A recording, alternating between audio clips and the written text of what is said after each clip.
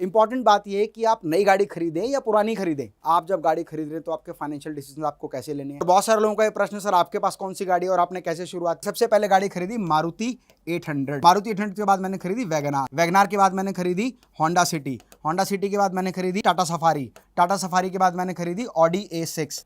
क्योंकि मेरी जो एवरेज मंथली इनकम, अगर आप नई गाड़ी खरीदते हैं ना तो खरीदने के सिर्फ शोरूम से बाहर निकलते ही, हाय फ्रेंड्स, अभी कुछ दिन पहले मैंने एक वीडियो बनाया था कि आप खुद की कार खरीदें या कैब का इस्तेमाल करें। तो बहुत सारे लोगों का एक प्रश्न आया है कि सर ये कंपैरिजन बताओ कि हम नई कार खरीदें या पुरानी कार लें। फ्रेंड्स, इस बात का डिसीजन लेने के लिए ना आपको बहुत सारे फैक्टर्स को अलग अलग तरीके से, अलग अलग नज़रिए से देखना होगा।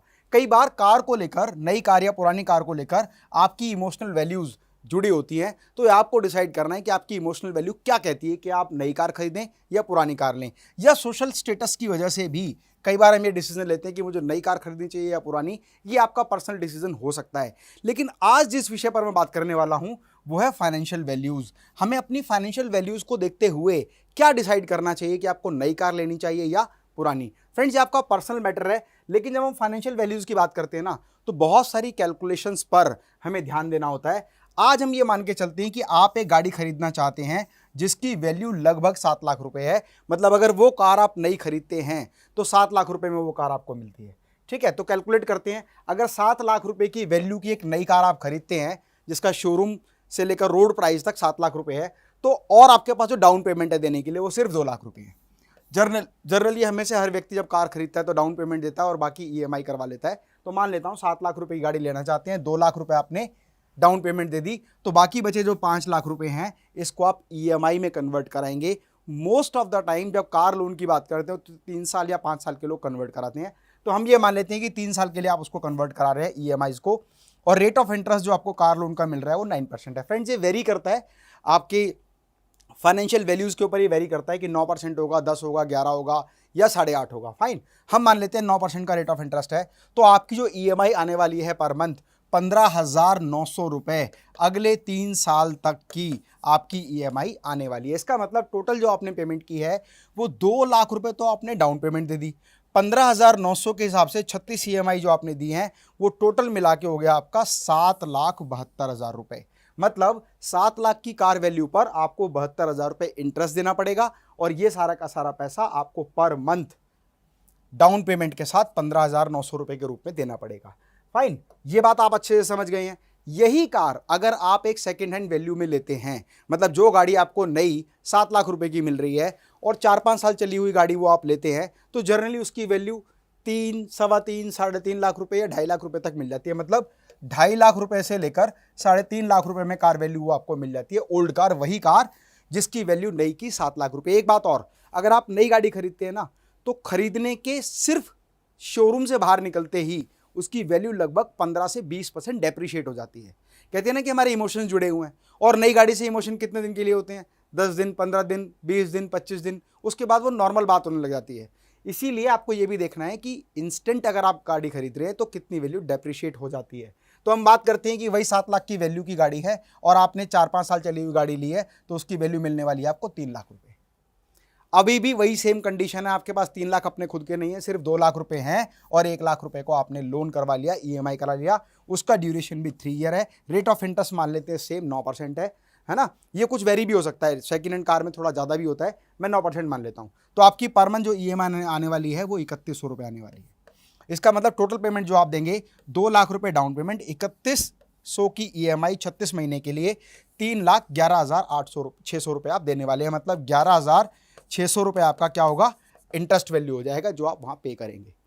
फाइन, ये तो सिंपल कैलकुलेशन है। आज आप EMI कैलकुलेटर चेक कर सकते हैं, गूगल पर सर्च करें EMI कैलकुलेटर, वहाँ पर आप कार की वैल्यू डालें, डाउन पेमेंट डालें और कितने साल के लिए चाहिए वो डालें, सारी कैलकुलेशन आपके सामने आ जाने वाली है। अब यहाँ पर ज़रूरत है सारी चीज़ों को ठीक तरीके से कंपेयर करने की और फाइनेंशियल डिसीजन लेने की। फाइन, मैंने आपको कहा था कि आप अगर डाउन पेमेंट 2 लाख दे रहे हैं, 15,900 की EMI है 36 महीने के लिए, तो 7,72,000 रुपये आपने पे करने हैं, और यहाँ पर आपको पे करने 3,11,600 रुपये। और ये गाड़ी 10 साल बाद, मतलब ये 4-5 साल पुरानी गाड़ी चली जो हुई है वो अगले 5 साल बाद, या ये गाड़ी अपने 10 साल बाद उसकी जो स्क्रैप वैल्यू रह जानी है वो 1 लाख रुपये। और कई बार तो क्या है, 7-8 लाख रुपए की गाड़ी अगर है ना वैल्यू में, तो उसकी जो स्क्रैप वैल्यू है 60,000, 70,000, 80,000, 90,000 मैक्सिमम भी लोगे तो 1 लाख रुपए रहने वाली है। मतलब जो 7,72,000 की गाड़ी थी उसमें 1 लाख रुपए आपका स्क्रैप का सेल हो गया, तो आपको 6,72,000 रुपए का लॉस होने वाला है। और यही कार जो आपने सेकेंड हैंड खरीदी थी, यहां पर इसकी वैल्यू कितनी थी 3,11,600, आपको 1 लाख रुपए मिल गए, 2,11,600 का आपको लॉस होने वाला है। फ्रेंड्स, आपको लग रहा होगा कि ठीक है सेकेंड हैंड गाड़ी है ना, रिपेयर एंड मेंटेनेंस भी होगी, बहुत सारे खर्चे होंगे, नई गाड़ी में कोई खर्चा नहीं होगा, ये एक अलग बात है। अभी जो मेन चीज हमें समझनी है ना, वो लॉस हमें 2,11,000 या 6,72,000 का नहीं है, एक्चुअल लॉस कुछ और है। और एक्चुअल लॉस को कैसे कैलकुलेट करेंगे, एक बात समझ लीजिए, 15,900 की आप ईएमआई दे रहे थे और यहां पर आपकी ईएमआई आ रही थी 3,100 रुपये। इन दोनों का जो डिफरेंस है ना, वो है 12,800 रुपये। मतलब अगर आप नई गाड़ी खरीदते हैं तो 15,900 देने के बाद, या सेकेंड हैंड कार खरीदते तो 3,100 देने पर आपकी मंथली सेविंग जो होती है सेकेंड हैंड गाड़ी खरीदने पर, आप ये मान लेते कि वही गाड़ी मेरे लिए नई है और मैं इसका इस्तेमाल कर रहा हूं, तो 12,800 पर मंथ सेविंग होती है।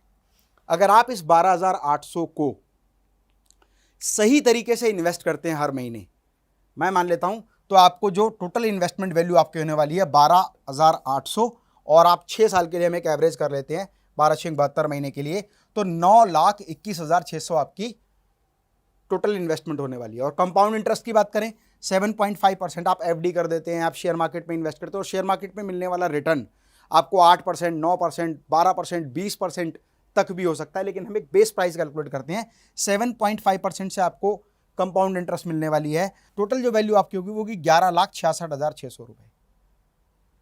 आप अगर सेकेंड हैंड कार खरीदते हैं और उस पैसे में यही मानकर कि जो 15,900 की ईएमआई थी 12,800 पर मंथ इन्वेस्ट करते हैं, तो अगले 6 साल में आपकी जो वैल्यू हो जाने वाली है वो हो जाने वाली है 11,66,600 रुपए। फाइन। और आप कह रहे थे कि मैंने सेकेंड हैंड कार खरीदी है, उसमें 3,11,600 मेरी वैल्यू ही है, तब भी आपको जो खर्चा है आपका सेकेंड हैंड कार का, तब भी आपको 8,55,000 रुपए की सेविंग इकट्ठी हो जाती है अगले 6 साल में। फाइन। तो फ्रेंड्स, ये डिपेंड करता है रेट ऑफ इंटरेस्ट पर कि कंपाउंड इंटरेस्ट आपको कितना मिल रहा है। आप जब गाड़ी खरीद रहे हैं तो आपके फाइनेंशियल डिसीजन आपको कैसे लेने हैं। अब इंपॉर्टेंट बात क्या है, इंपॉर्टेंट बात यह है कि आप नई गाड़ी खरीदें या पुरानी खरीदें, इसका कंपैरिजन आप कैसे करें, क्योंकि आपने सेविंग समझ ली, आपने इन्वेस्टमेंट समझ ली, आपने रेट ऑफ रिटर्न समझ लिया, आपने प्रॉफिट समझ लिया, आपने लॉस समझ लिया, लेकिन ये डिसीजन आप कैसे लें, ये डिसीजन लेने के लिए आपको 2 चीज़ देखनी है। एक तो आपकी सेविंग्स कितनी है, आपके पास कितना पैसा सेव्ड है, और आपकी मंथली इनकम कितनी है। फ्रेंड्स, लोग एक बहुत बड़ी गलती करते हैं, उनके पास जितना भी पैसा है ना, वो प्लस अपने फ्रेंड सर्कल से, रिलेटिव से कुछ लेकर अपनी डाउन पेमेंट दे देते हैं। मतलब टोटल सेविंग का 100% डाउन पेमेंट में चला जाता है, तो उनके पास कोई सेविंग बचने वाली नहीं रहती। दूसरी जो मिस्टेक करते हैं कि उनकी जो मंथली इनकम है उसका 60, 70, 80 या 90% तक उनकी ईएमआई आ जाती है। सोचते हैं बाकी फैमिली भी तो कमा रही है, मिलकर सर्वाइव कर लेंगे। तो यहाँ जो हमें डिसीजन लेना है वो ये देखना है कि हमारी सेविंग कितनी है और हमारी मंथली इनकम कितनी है। डाउन पेमेंट जो आप गाड़ी के लिए देते हैं वो आपकी टोटल सेविंग का 20 से 25% से ज़्यादा नहीं होना चाहिए। इसका मतलब अगर आपने 2 लाख रुपए डाउन पेमेंट दी है और ये 25% है, तो मतलब आपके पास लगभग 8 लाख रुपए होने चाहिए।